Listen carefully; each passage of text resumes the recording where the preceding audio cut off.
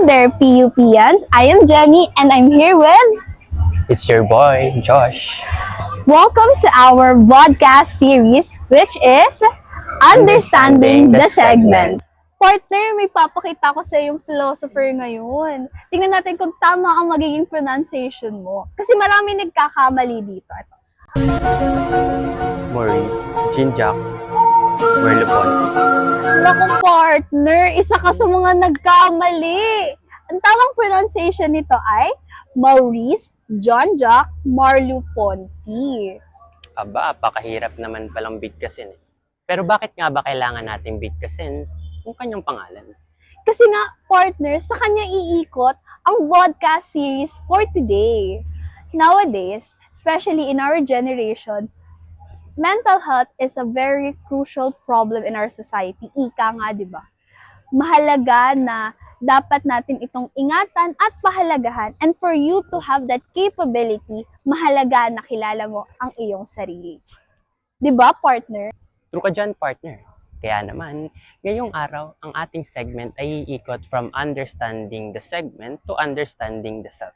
Gamit ang filosofiya ni Maurice na kung saan aalamin natin kung paano nga ba ito nag-a-apply sa ating mga scholar ng bayan to understand their own self by their lived experiences.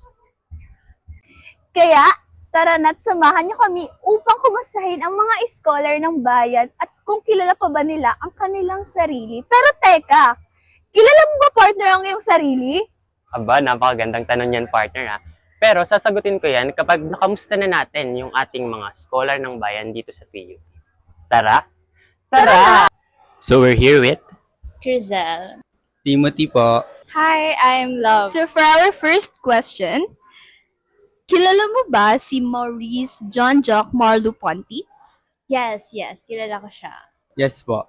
Yeah, I do. So, regarding sa kanyang philosophy, nung pangalawang question namin is, what is the most impactful experience in your life that affects your self-identity o yung pagkakakilanlan mo sa sarili mo? Yes. So, siguro, since I was a kid kasi, I have this experience na I learned a lot of things as an eldest daughter. So, namulat ako sa roles and responsibility ko, not just as a daughter, but also as being an ate. And learning everything on my own to the point that I didn't realize na it becomes my wounds na pala. Impactful sa akin is yung grade 11 ako is like wala akong confidence mag-recite, gano'n. And then one time may isa akong subject and yung subject na yun is UCSP. And yung teacher ko na yun is siya yung sa akin, nagbigay ng confidence kung ano ako ngayon.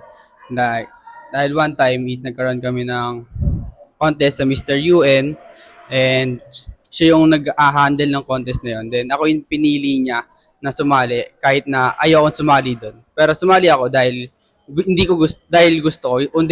Sumali ako dahil hindi ko gusto. Sumali ako dahil gusto ng teacher ko. Kaya ayun, after nun is nagkaroon ng contest, yon, and then nagkaroon ng mga Q&A, then hindi ko in-expect na mananalo din ako doon. Then after nun is nagkaroon ako ng confidence na mag-recite dahil yun nga, binigyan niya ako ng confidence at nagtiwala siya sa akin. Yung pinaka-point ko lang doon is kumbaga ako lang yung walang tiwala sa sarili ko, pero yung ibang tao nakikita yung potential na meron ako na kaya kong gawin yung akala kong hindi ko pala kayang gawin. Kasi ako yung pinakaseryoso sa ACAD sa aming magkakapatid. And with that, parang naset na din dun yung expectations ng parents ko na maging consistent sa academics. And for me naman, doon na lang ako nagbe-base ng self-worth ko. And parang dahil na provide naman nila yung pangangailangan namin, so why not give back? Ganun yung napasok sa mindset ko ever since I started schooling. So how do you think this life experience affect your socialization or interaction with other people? So, para sa akin, naka-affect siya sa mga interaction ko sa ibang tao. Kasi naging dependent na rin ako sa kanila. Yung self-validations ko and then yung self-worth ko, dinedefend ko na rin sa ibang tao. So, ang naging mindset ko nun, just to get their attentions, I have to do something to please them. And sa experience na yun, natutunan ko rin na makipag-interact pa sa ibang tao, i-respect yung idea na meron yung ibang tao at makipag-interact magkaroon ng healthy communication sa isang tao na maaaring magkaroon kami ng learning sa isa't isa na maaaring madala namin kung anong meron kami ngayon sa buhay na. Sobrang focus ko sa expectations ng parents ko. Parang trinit ko yung mga classmates ko as competition rather than mga friends. What are the cultural roots of your said experiences?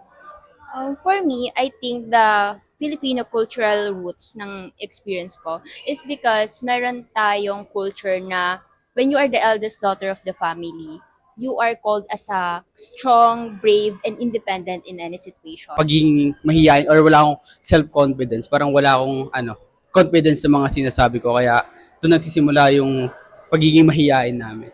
Hindi kami sanay na makipag-interact sa ibang tao. Sanay kami kung na kami lang yung nag-uusap.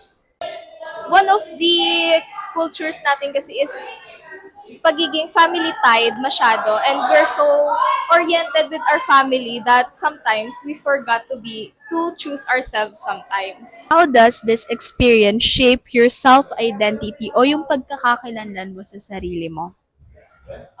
It shaped my self-identity as dependent to other people. Kasi from those validations that I receive from them, from those words, from those acts of them towards me, making my body feel anxious every time na nagkakaroon ako nakakagawa ako ng mistake.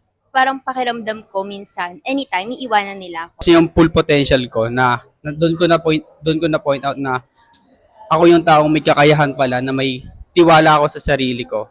And with that is na-boost din nung experience ko na yon, yung confidence ko na mag-express pa ng idea na meron ako na nalalaman ko. And nagpapasalamat ako sa experience ko na yun dahil walang Timothy na nakatayo dito at nagsasalita sa harap ng camera kung wala yung experience na naranasan ko na yun. So, parang hindi nasa-satisfy yung dugo ko kapag hindi nami-meet yung expectations nila. For our last question, do you agree with Maurice that our mind and body are intertwined and one's body is his opening toward his existence to the world? Yes, I do. Yes po. Yes. In the Philippines, we are collective, and sense of utang na loob drives us to prioritize family success and repay our parents' sacrifices through our own achievements. While these values can create pressure, they also build a strong sense of kapwa, where the support of our community helps us to overcome hiya and find our true confidence in ourselves. Gaya nga ng sabi ng ating mga kapwa scholar, from their past unhealed traumas, expectations from their parents, and self-confidence gained through pageants, malaki ang naging aplikasyon ng filosofiya ni Maurice sa pagkakaunawa nila sa kanilang sarili through their lived experiences. Therefore, Maurice's philosophy has significantly impacted the PUPian community, and this only proves that our mind and body are intertwined, and one's body is his opening towards his existence to the world. The body is our general medium for having a world.